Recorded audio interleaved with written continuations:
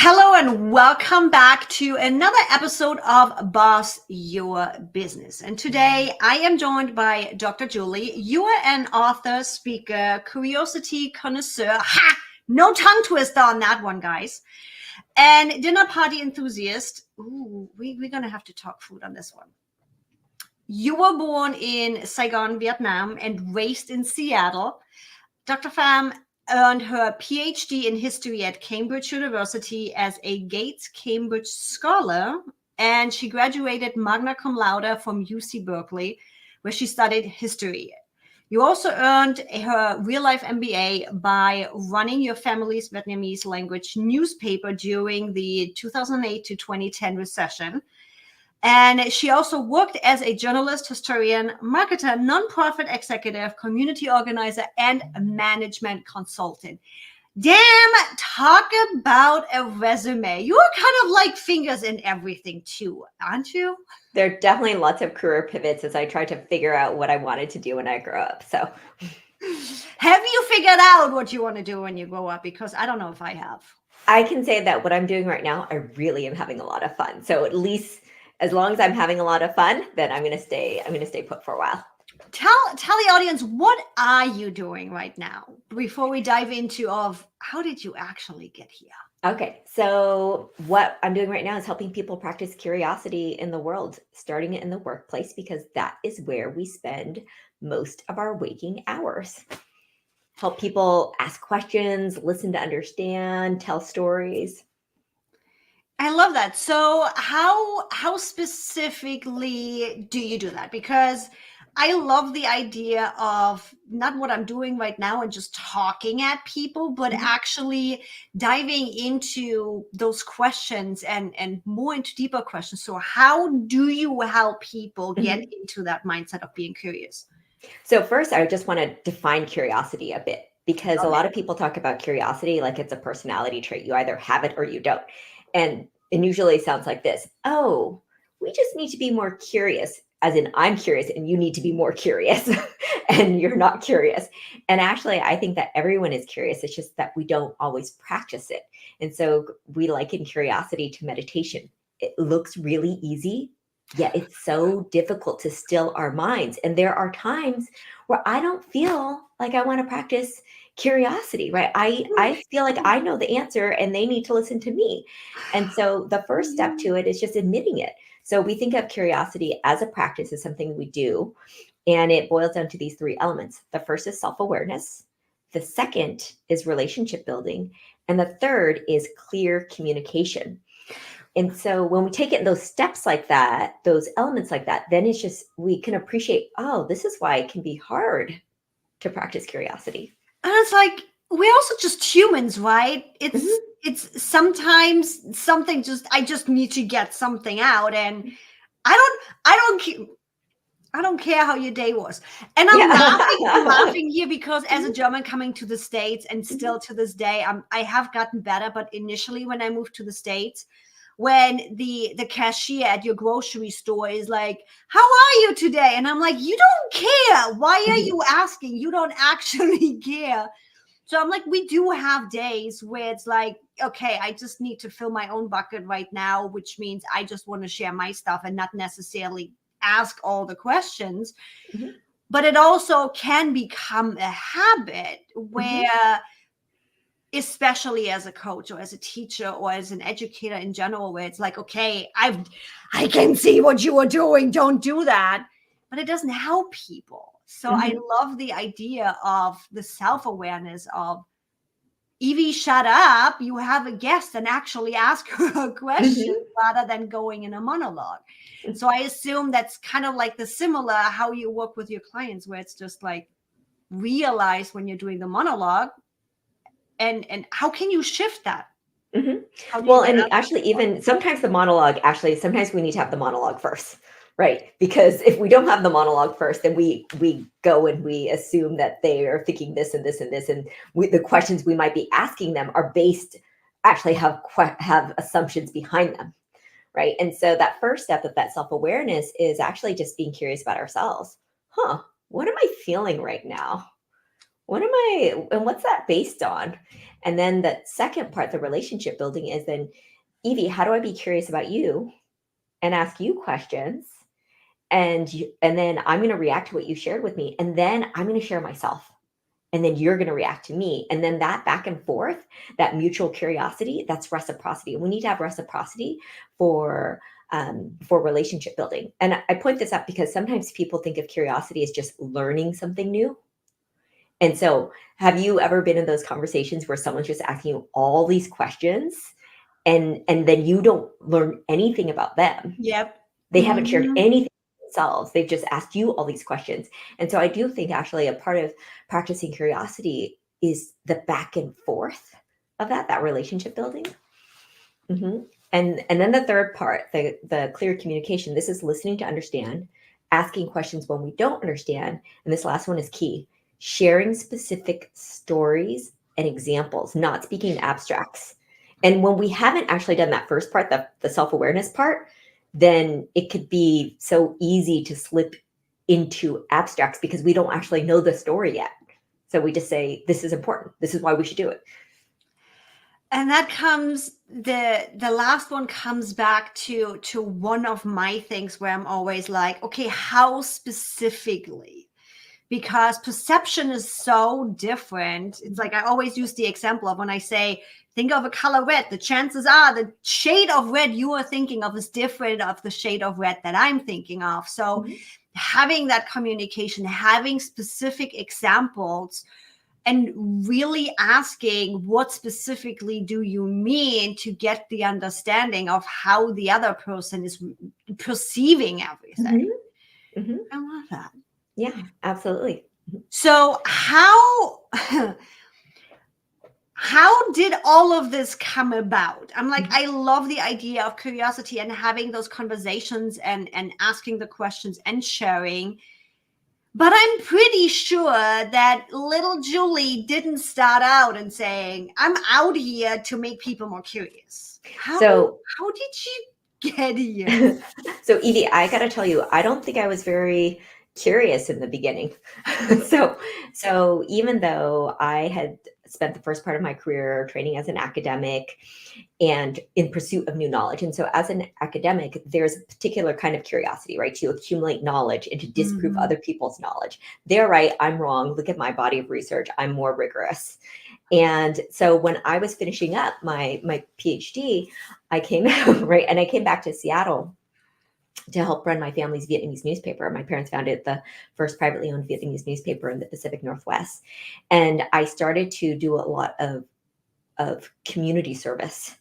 I was getting my real life MBA, and in this was a lot of volunteering. And Evie, I got to tell you how frustrated I was in the beginning because it was like, why are we spending so much time talking? We know what we need to do. Why don't we just get straight to it? What's all with these icebreakers, right? And I was so frustrated. Oh my And God. I hear my story. right. Oh my God. I was Yes. so frustrated. And then I realized I wasn't having fun.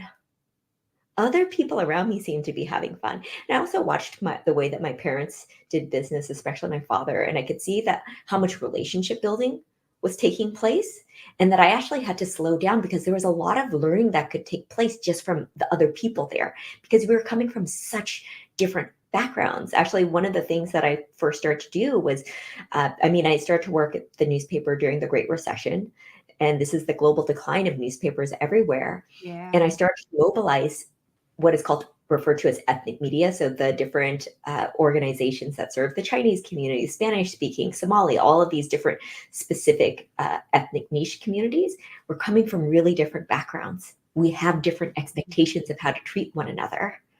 And so that I had to slow down and realize that another way to learn was from actually the people who I was collaborating with.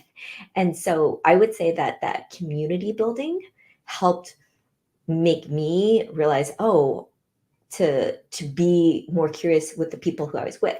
And then fast forward, I was working in the newspaper for a few years, and then I moved over to tech. I worked in the tech industry for 9 years, and then I got my second while working in tech, and I got my second real life PhD in organizational development. And I actually created this cross-sector collaboration fellowship, bringing together tech, government, and community-based organizations. Now that's something to bring together. I'm like, Yes. okay. And because, it's just, there's all these different ways to think about diversity. And I'm actually really fascinated by sector diversity as well, because the private sector, the public sector, the nonprofit sector. And in any case, what I saw here, because I created this fellowship that ran for 6 months, and I did this 5 different times. And in this, people just had to collaborate and create something out of nothing. They had no budget. They had a very short time span. And Evie, what I saw was some people really struggled, and some people really thrived. And it took me over a year, 2 cohorts, to figure out what was happening, because I started to study that, and I realized it had to do with curiosity. It had to do with curiosity. The people who were struggling were those who were really fixated on a certain outcome. And they were like, here's the plan. This is the impact we're going to have. And, when did things go exactly to plan? Right? You're asking the non-recovering perfectionist. Right. Yeah. And so they really struggled. And then there were the people who were just, oh my gosh, look at what we're learning. I had no idea. We created something out of nothing, and they were having a lot of fun. And so what we saw was, on these teams, if there was a critical mass of people who were so excited about what they were learning, it could uplift the morale of a team. And the inverse was true. There were teams where people were so fixated on a certain outcome, if they had a critical mass, they could bring down the morale. Ooh. Because here's the thing. There are bystanders on the team, right? There are people who are just waiting to see what the energy is on the team. And they could be uplifted or they could be brought down. And so that's when I realized, so Evie, you asked me, how did I get to curiosity, right? I would say that first part, realizing I'm not very curious, learning how to build relationships, because I really think that's the strength of curiosity, is the human connection. And then in this case, seeing that it could also help people, it could help with collaboration. It could help with connection. And then, Evie, I just want to say, I learned how to ask a question. I determined one question, because that I would bring to the people who really struggled. Uh-huh. Because I got to say, in the beginning, I made the mistake of trying to save them. The people who were just so checked out, it's like, let me make you happy. How do I make this experience good for you? And they always left, no matter what. But by the 3rd cohort, I learned to ask one question.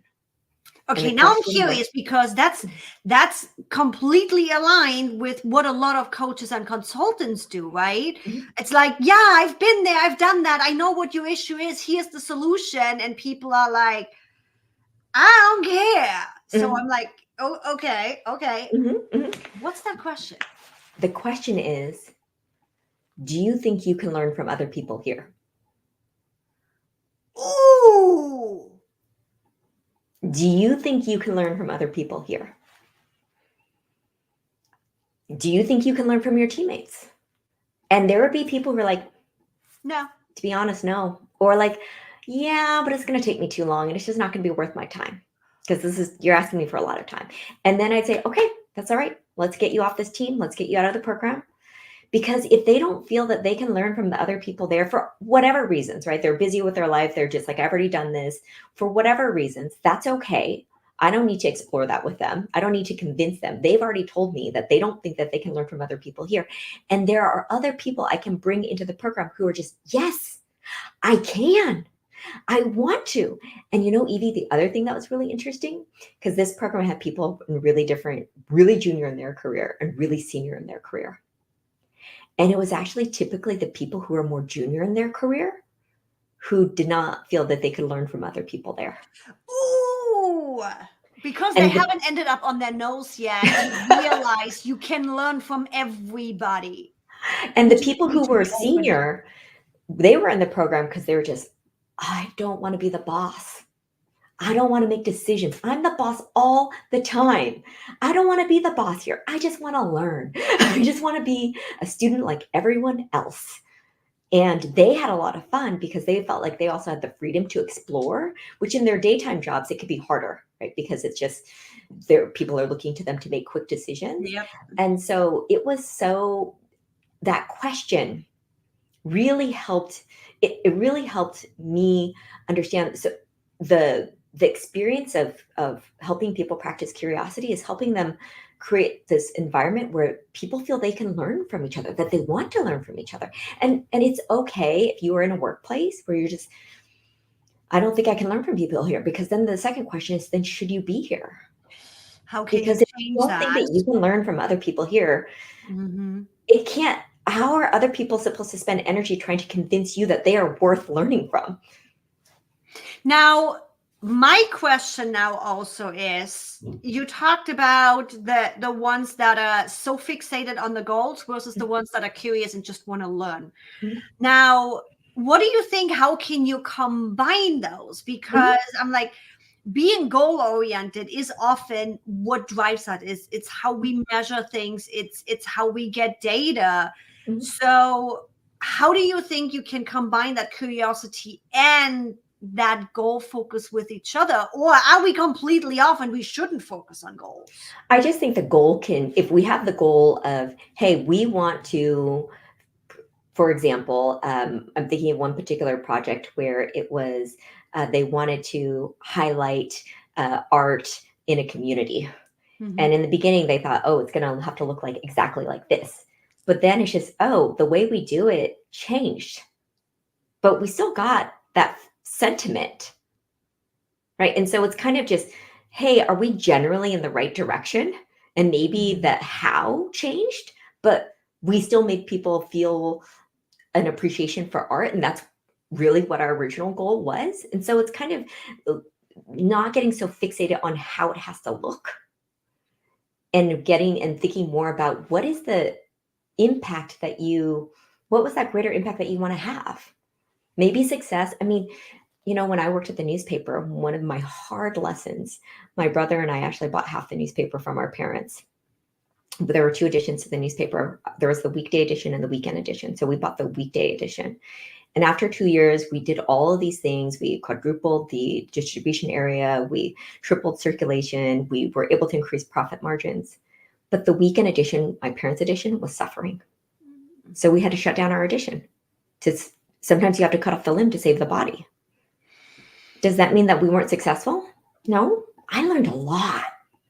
I learned so much in those 2 years, right? And in the end, we made the decision, let's save the bigger edition, even if that means closing down our own. So I think it's really about readjusting, being open to what we think that success is, what that goal is going to be.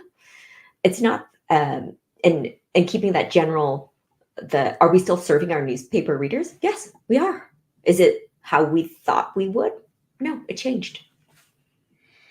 So it's that, rather than just being fixated on what we think, how we're going to reach the goal, having that agility to adjust and just be open-minded and curious to external things that are popping up, or Mhm. just in general of, hey, this is more fun, or hey, this is where things are going, and just being agile with it. Yeah, I mean, because one of the things that when we start to do something, when we experiment with something new, and it's just okay, there's going to be risk here.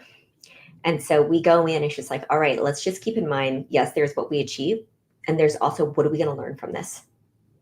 No matter what will we learn from this experiment, from this investment, even if we don't get what we thought? I can tell you, I thought that when we created our first digital course, that it would make gads of money, because I was listening to all these content creators like, yes, I'm now making 7 figures in my first 6 months.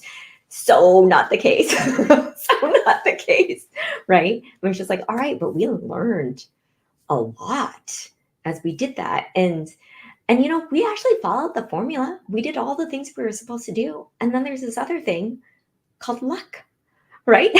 So that we can't control. And it's like, all right, well, Yep. we worked hard. We felt really proud of our product. Does that mean that we were absolute failures because we didn't get the levels of achievement that all of these the big testimonials? It's like, No. And it's funny you brought that specific example up, because we are literally working on a group coaching program right now where it's like,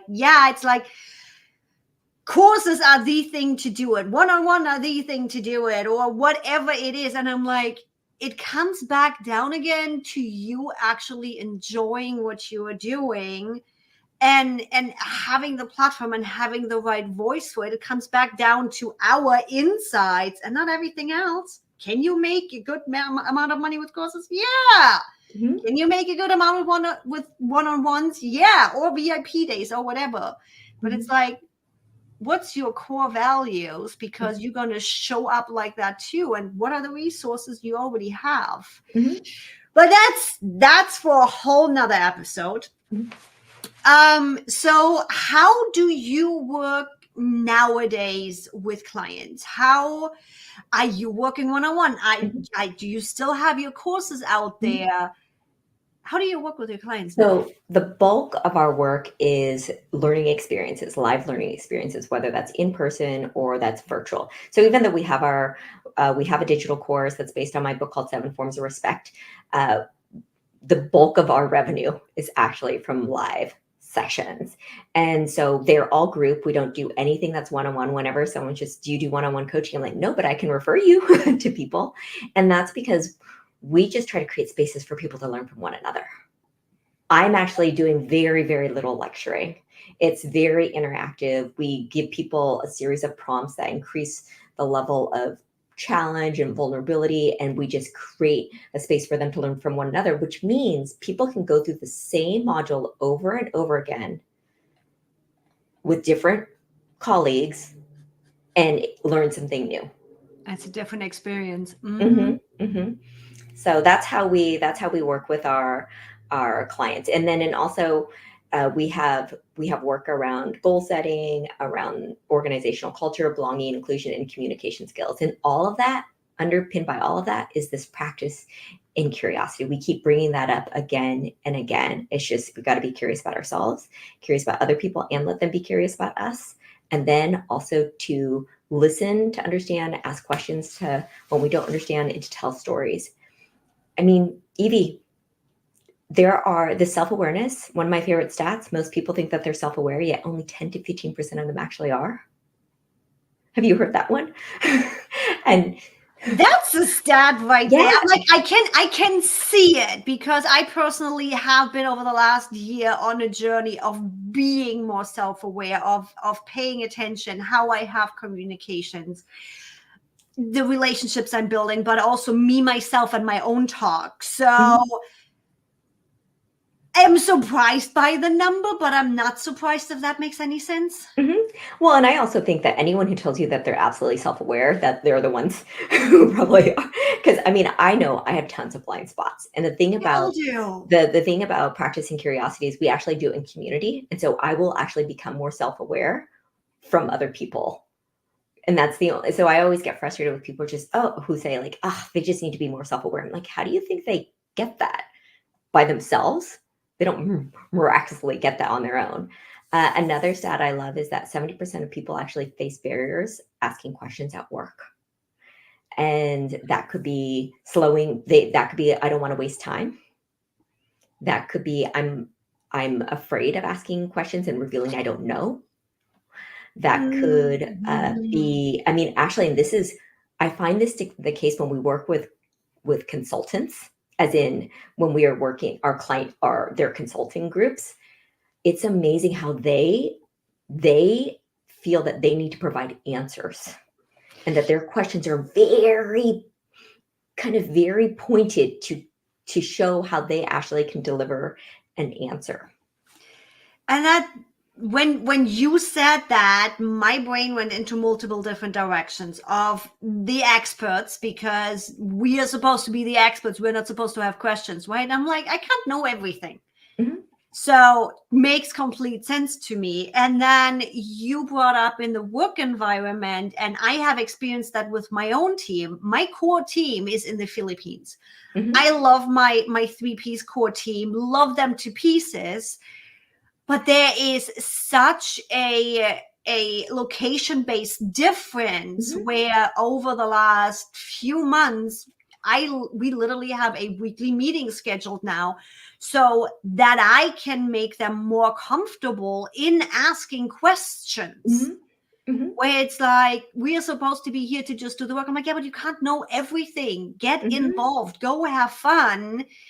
And it's been fun seeing that change in them being comfortable to ask, in being comfortable to say no, being comfortable to just blossom in their work. If that's, yeah. Yes, and as the boss, we have to model that. We have to model, "I don't know. What do you think? I don't know the answer." Or, "What does that acronym mean? I've never heard that word before." And there are times where just I get really embarrassed. I'm like, "I should know that word," but, "Oh, I'm just gonna ask anyway." And then And we we have have to model ways. that. We have to model that. And it's like, we have days where my audience knows on the podcast, it's not being edited and I have tongue twisters. It just happens. Mhm. And the same way I have calls with the team where I'm like, wait, what? How? What? Where I just had a busy day or just having a brain fart going on. Or it's just like, oh, that's what you are talking about. Got it. It's like, Well, and we're I just also human. think that when we talk about people who are problem solvers, that's very prized in our society, right? I'm a problem solver. I'm very solutions oriented. And what we don't, and that's great. Yet the thing is, I also like to sometimes in that solution orientation, it's like it's just, oh, is it? Is that it? No. Is that it? No, no. And we don't pause and slow down to say, what is this problem teaching me? What is this problem teaching me? And asking Mhm. that question can feel like it's slowing down, and yet actually it could help us learn something much bigger. Because how often do we get into the, okay, now we have to go start doing it this way, and then it's just, wait, no, let's take a step back. I think Mhm. that there is a bigger philosophical question we need to ask before we can get to the how, get to the possible solutions. Yes to all of the above. It's interesting because I experience that a lot with my clients when it comes to process mapping and things. When I often work with the ones that are not technology challenged, that are problem aware and want to find the solution, Mhm. where I literally have to say, I'm like, okay, I appreciate you bringing all the ideas of how we can solve this, even though you hired me for that. Mhm. We need to step back. What's the actual overlaying goal? What are you trying to accomplish? And Mhm. then let's go nitty gritty again to see if we have the right solution. But Mhm. first, I'm like, let's start up here. I love Mhm. that. Well, You and know, even with your clients, it's just, are you willing to learn from the consultant that you hired? I Right? am I am lucky enough. I am lucky enough that I have not had a client in a long time that hired me as the expert and then tell me what to do. Mhm. I am lucky on that. We had those. We had those. I had clients in the past, fortunately not in a long time, that hired me to just get the approval stamp of me telling them that they are doing it right. Unfortunately, they didn't, but that's a whole nother story. Listening comes with curiosity too. And now, for everybody really being curious, you have some goodies for the audience. You have a quiz for them, you have a book. Tell them a little bit about it. And guys, as always, you're going to find the links in the description. Yeah, so I have this book called Seven Forms of Respect. It's about how respect is dynamic, relative, subjective, and contradictory. And so you can go to formsofrespect.com and you can get a free mini book. There's also a free 2-week crash course and a free quiz. So you can go there and learn more about it. You can also get the book on Amazon or on Barnes and Noble, anything like that. And then also you can find me at curiositybased.com. That's the main website. I am most active on LinkedIn, so I'd love for you to connect with me. Love it. And guys, as always, the links are all in the description. You're going to find all of that. So make sure you click on that LinkedIn link, pop into Dr. Jolie's inbox, tell her you watched the episode and connect with her. Thanks so much for coming onto the podcast today. As always, it's always really curious to see where episodes guide us. Thanks so much for joining me today.